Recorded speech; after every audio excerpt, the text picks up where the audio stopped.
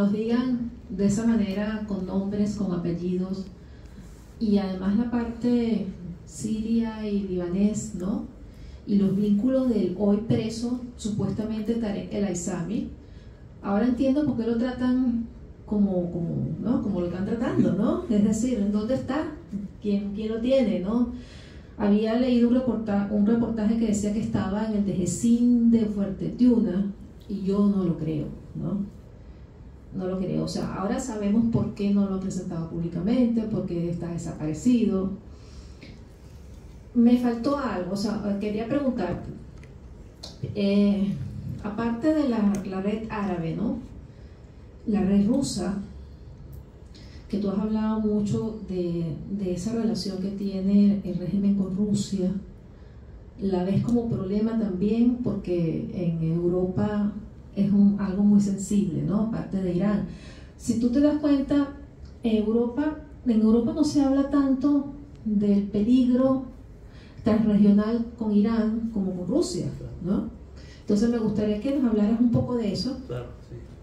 Sí, mira, sí, entiendo, obviamente después de la guerra en Ucrania, Rusia se ha despertado todas las alarmas en Europa, y Rusia es eso, ¿no? Rusia es este esfuerzo que quiere retomar un poco de cierta forma los imperios del pasado, ¿no? Y creo que el tema de Ucrania, que merece siempre el respaldo, no, y te digo por qué, no solamente porque es un país que quiere tener su democracia, es un país que se está tratando de liberar de los tentáculos de un gobierno autocrático, pero es cuestión de soberanía, ¿no? Y esto es muy importante en el mundo.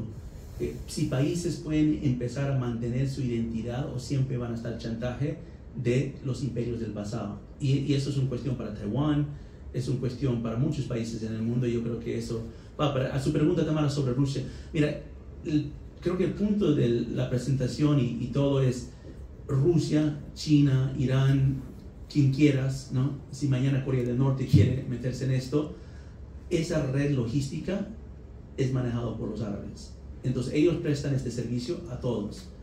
El Wagner Group de Rusia, ¿dónde opera? En el Medio Oriente, en el norte de África, en América Latina, porque ellos están trabajando las mismas redes logísticas. Entonces, en ese sentido, Rusia ha entendido muy bien, y yo digo más que todo Vladimir Putin y Nikolai Patrushev, porque ellos son los cerebros de este tipo de alianzas, porque ellos entendieron muy bien, para operar en este mundo sur, necesitan trabajar lo que ellos llaman los sureños, con los africanos, los árabes y los latinoamericanos, y unir esas redes conjunto. Para mí, el laboratorio inicial para este tipo de convergencia era Siria. En Siria era nada más, lo llaman una guerra civil, pero para mí un entrenamiento. Era un entrenamiento para que Hezbollah trabaje con Rusia, que trabajen con la Paz de Arán de Irán, que trabajen con algunos cubanos hasta que viajaron a Siria, o algunos venezolanos que viajaron a Siria para ese conflicto, pero es un entrenamiento para llevar eso a Venezuela, para ya tener, no sé si hay gente de la Fuerza Armada acá, pero cuando tú haces tu entrenamiento con un otro país, se llama Joint Interoperability, es interoperacional. Es, por ejemplo, tú tienes tu sistema de comunicaciones que te comunicas en el campo de batalla, el otro país tiene su otro sistema de comunicaciones, tienen que sincronizar eso para que puedan patrullar juntos. Suena sencillo, pero no lo es. Toma tiempo y esfuerzo para sincronizar. Rusia, China y Irán están sincronizados con Cuba, Venezuela, Nicaragua y Bolivia. Eso ya ha pasado. Venezuela, Cuba, Bolivia y Nicaragua han participado en casi todos los Russian Army Games desde el inicio de eso en 2015. Más bien el año anterior, por primera vez en la historia, Rusia hizo uno de sus Juegos Olímpicos militares en Venezuela. Lo hicieron en Venezuela. Y te voy a decir algo, ¿sabes dónde? Porque si vemos las imágenes de esto, a veces da chistes, porque Venezuela participa en estos ejercicios militares y en el decathlon de tanques, ¿no? Siempre les va mal, ¿no? Se acaba el combustible, las cosas salen, o sea, y gente mira eso y se da por, ¿sabes dónde Venezuela no ha ido mal en esto? Donde siempre sale el número 1 en los últimos 4 o tal vez 5 años, en la parte marítima. Un parte de los juegos rusos que lo hacen en Irán, que es como usar como usar buceadores para hacer plantas minas bajo agua. ¿Por qué están fallando en todo, pero siendo el número 1 en eso? Porque yo creo que el próximo fase de este conflicto es llevarlo al mar. Eso es el propósito de los drones iraníes. Los drones iraníes no encargan para el terreno, eso eran los drones rusos. Los drones rusos, que no son lo mejor realmente, los Orlan 10, era para patrullar las fronteras y hacer el trabajo que hicieron contra Colombia mayormente por parte de Venezuela. El próximo fase es por las aguas marítimas en el mar y eso creo que los drones yihadistas son más potentes. Yo sé que no contesté solamente Rusia, pero a mí a este punto de nuestro análisis es importante. Yo y mi equipo ya no hablamos de Rusia nomás, o Irán nomás, o Cuba nomás, hablamos de la alianza, porque eso estamos hoy en día con unos países que realmente no debían estar juntos, pero se han juntado y literalmente quieren cambiar el mundo. Y en todo esto el rol de México, por ejemplo. Mira, esto es importante porque... Pero México y Brasil con Lula. Bueno, empezamos con México porque para Estados Unidos es muy importante, es nuestro socio comercial número 1, es nuestro vecino. Estados Unidos puede, digamos, entre comillas, aguantar una crisis a nivel de humanitario como Venezuela en Venezuela. Si eso pasa en México no se va a poder aguantar, eso va a ser peor que Colombia para nosotros. Entonces, esto está empezando. Para mí el proyecto de Maduro siempre fue sur a norte, ¿no? Era empezar con el sur, destabilizar Sudamérica, y lo hicieron, y después empujar todo eso al norte. La migración, y uno de mis colegas que es venezolano escribió un artículo una vez y fueron muy criticados por la comunidad venezolana porque este artículo fue en 2018, y él dijo que la migración es un armamento de guerra, ¿no? Y gente dijo, no, ¿cómo vas a decir esto? Los migrantes somos... Y esto no es un juicio contra migrantes para nada, más bien es una defensa de los migrantes, porque la mayoría de migrantes son vulnerables. Literalmente el acto de migrar es un acto vulnerable. Pero Maduro, como son expertos en esta guerra simétrica, entendieron que la migración le da la habilidad de hacer dos cosas: de destabilizar fronteras y de poder instalar redes en otros países. Y lo han utilizado estratégicamente. Yo creo que destabilizaron Sudamérica, pero en el momento que ellos aguantaron su presión máxima de Estados Unidos, empezaron a implementar su presión máxima, que es la migración, porque no tienen sanciones, entonces lo que tienen es migración, y lo hicieron haciendo dos cosas: financiando las caravanas de migrantes en Centroamérica y instalándose en el tapón de Darién y construyendo vuelos desde Venezuela a México. Esos vuelos de Venezuela a México empiezan en 2020, en plena pandemia, y no van al aeropuerto Benito Juárez en DF, van al aeropuerto militar. Y cuando ese aeropuerto estaba todavía en construcción, porque eso era instalar unas redes de trata de personas y tráfico humano para después que las olas de venezolanos empiecen a llegar como están llegando. Usan agencias de viajes, es una red, prácticamente es una red criminal que cobra entre $5,000 a $15,000 al venezolano para que les garantiza 3 esfuerzos para cruzar la frontera. Eso es una forma de cosa. Y esto no es algo nuevo. Hay un libro que se llama Weapons of Mass Migration por una profesora de Tufts University que desarrolló un concepto que se llama migración estratégica forzada. Es cuando gobiernos usan la migración como una acción de coerción contra otros países y pueblos. Y ha sido usado, según este estudio, más de 80 veces desde 1964, si no me equivoco el año, desde la Convención de Refugiados de Naciones Unidas. ¿Está viviendo Estados Unidos esa migración ahora? Sí, sí. Los reportajes que estamos viendo, ¿no? Sí. ¿Cómo lo ven en Estados Unidos? Es decir, No, es fatal. ¿se está dando cuenta el gobierno norteamericano de lo que le está pasando? Es una buena pregunta, porque cuando hablamos del gobierno norteamericano no hay como un consenso, ¿no? Eso es un gran problema. Hasta cuando hubo la presión máxima en Venezuela no hubo consenso. Había más consenso de lo que hay ahora, porque yo te voy a decir algo: la mayoría del gobierno de Estados Unidos, no estoy hablando a nivel político, estoy hablando a nivel agencia, la mayoría del gobierno de Estados Unidos no está a favor a retomar relaciones con el régimen de Maduro. Yo estoy mucho tiempo con defensa, con otros, no están a favor de esto. Esto es una política que está viniendo desde la Casa Blanca, tratando de imponer esa política sobre agencias que no están de acuerdo con eso. ¿Tú crees que la DEA quiere retomar esta relación con Venezuela cuando la mitad del régimen está bajo investigación por la propia agencia? Entonces, no hay consenso en el gobierno de Estados Unidos, pero lo que nos falta no es consenso, es claridad. Porque cuando tenemos claridad, y esta presentación lo he hecho varias veces, Mabel lo sabe, en Colombia, en Brasil, en varias agencias, y donde más me encanta hacer esta presentación con ustedes, con la diáspora venezolana. ¿Sabes por qué?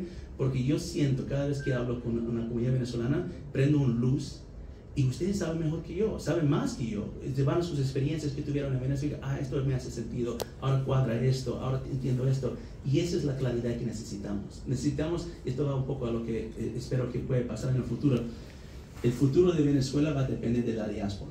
Cuando 30% o más de su país ya está fuera de su patria, de su tierra, el futuro de Venezuela va a depender de la claridad que la diáspora puede dar. Porque lo que pasó en 2019 fue que Estados Unidos no tenía una diáspora muy organizada y la posición venezolana hizo el mensaje principal para el gobierno. Yo creo que es muy importante esa claridad para que el gobierno de Estados Unidos tomar acciones coherentes. Pero vamos tarde. Bueno, los cubanos más. Pero vamos tardísimo, ¿no? Sí. Pero el esfuerzo, mira, hay algo que, esto es algo un poco psicología de las fuerzas especiales. Hay algo que se dice en las fuerzas especiales que es "you're never out of the fight", ¿no? Entonces, si tú estudias la historia de las victorias, voy a usar la Revolución Americana. Tú sabes que nosotros íbamos a perder la Revolución Americana y después casi lo perdimos. La primera vez lo íbamos a perder, la segunda vez con la batalla de New Orleans, porque literalmente estas luchas nunca se sabe cuándo se va a ganar hasta que se gana. Entonces, la habilidad de resistir es clave. ¿Tú crees que Maduro y Chávez sabían que iban a ganar? No, ellos estaban perdiendo. Muchas veces les va mal, muchas veces tienen propios errores, autogoles. Pero algo, y no quiero que esto suene como les estoy dando un complemento, pero algo que sí yo creo que hemos subestimado de ellos es su convicción de que ellos tengan para ganar. Ellos, como competidor, adversario, como enemigo, ellos tienen la convicción que van a ganar. Yo me acuerdo cruzar con un chavita una vez en un lugar y él me dijo algo que se quedó en mi mente. Me dijo, Joseph, digo, pero no me sorprendió que me conocía, pero digo, bueno, Joseph, digo, ¿sabes? Yo veo todas tus entrevistas, lo que haces, y dices, pero ¿sabes lo que tú no te das cuenta? Hay más que nosotros que ustedes, ¿no? Y me puse a pensar, ¿de qué habla? De más nosotros, estamos en Estados Unidos. Y él no estaba hablando de Estados Unidos, lo que él estaba hablando es más en el mundo. Él está hablando de África, él está hablando de Medio Oriente, está hablando de Sur de Asia, está hablando de América Latina. Y lo que nos damos cuenta es que 55 países reconocieron el gobierno interino de Juan Guaidó, más de 100 países tienen reconocimiento sobre Nicolás Maduro. Y no podemos, porque es Algeria, decir que este país no es importante. Es un voto y un voz en la ONU, y más que todo es un país que tiene su voz y pueblo. Entonces yo me entendí lo que estaban diciendo, y yo creo que esa convicción que ellos tienen es fuerte. Esto no va a acabar con simplemente ellos rindiéndose con la falta de voluntad. Para poder ganar, vamos a tener que mostrar que tenemos la misma voluntad y convicción de ganar que ellos. Yo creo que gente como tú y otros que están aquí tienen esa convicción, pero tienen que levantar esa convicción en todos los venezolanos. Tienen que mantener esa habilidad de resistir, a pesar de que ahorita suena como una meta muy largo plazo, ¿no? Petro. Colombia. Sí, mira, tres datos de Colombia. Yo paso mucho tiempo en Colombia, es muy preocupante. Colombia ahora es la segunda nacionalidad más grande hasta junio, y las cifras ahora están un poco mezcladas, pero de marzo a mayo fue la segunda nacionalidad más grande llegando a la frontera sur de Estados Unidos. Primero Venezuela, ahora está Colombia, y me preocupa esto porque Venezuela ya es un país grande que un tercio ya se ha vaciado, y Colombia es un país grande también. Dos, es el país número 1 de capitales saliendo del país. O sea, todo el mundo de Colombia, si tienes dinero, lo estás sacando de Colombia y lo estás poniendo en Miami o Madrid. Y tres, Colombia, y esto me alarmó cuando lo vi hace poco, Colombia es el tercer país más alto en hambruna, en inseguridad, es inflación alimentaria en América Latina, después de Venezuela, Haití, es Colombia. La situación en Colombia es muy seria. Yo creo que Petro en poco tiempo está haciendo un desastre de su país, pero a diferencia de algunos en Colombia que piensan que esto es porque simplemente es incompetente, puede ser, la muestra está en los hechos.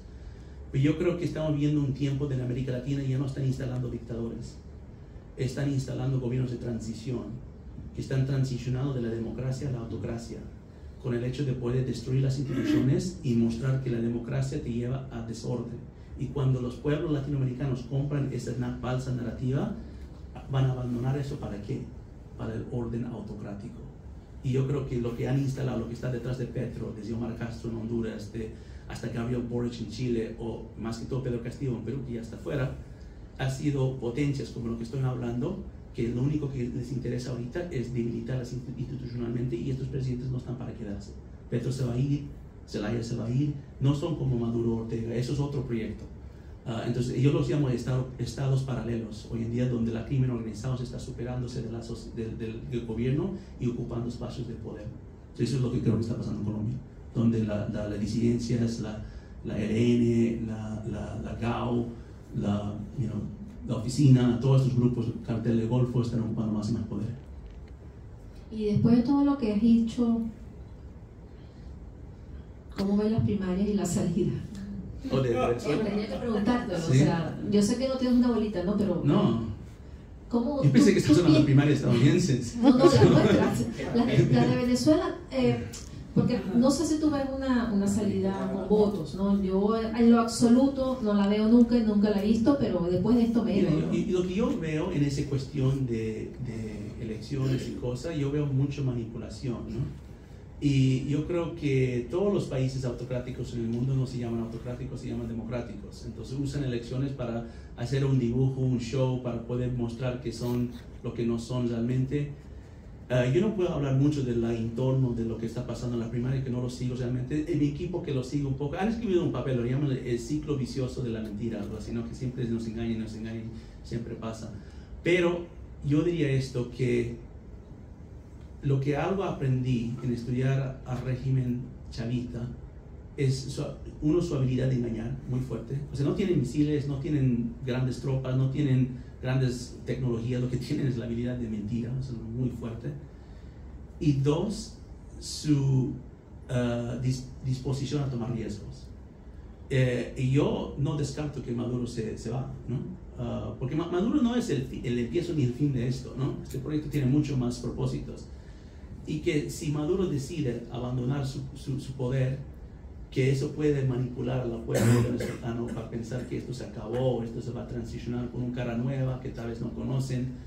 Personas como María Corina no creo que nunca van a dejar gobernar en Venezuela, pero otras personas que a lo mejor pueden manipular, manejar, ¿cuántos primer ministros ha tenido Rusia, no?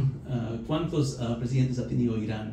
Pero tiene no solo un líder supremo y solo tiene un Vladimir Putin. Entonces yo no creo que Maduro es ese hombre. Más bien, creo que Tarek es más poderoso que Maduro, por lo que acabo de explicar, pero ni siquiera creo que Tarek es ese hombre. Entonces, yo no pienso que hay una salida electoral. Puede haber un montaje electoral a lo que va a venir para confundir a los venezolanos más, para mentir, para engañar. Y yo creo que el proyecto, lo único realmente tarea que le falta a Maduro es levantar las sanciones. Porque en toda esta red logística, ¿sabes? La única cosa que le está lastimando es las sanciones, especialmente en el ámbito de transporte.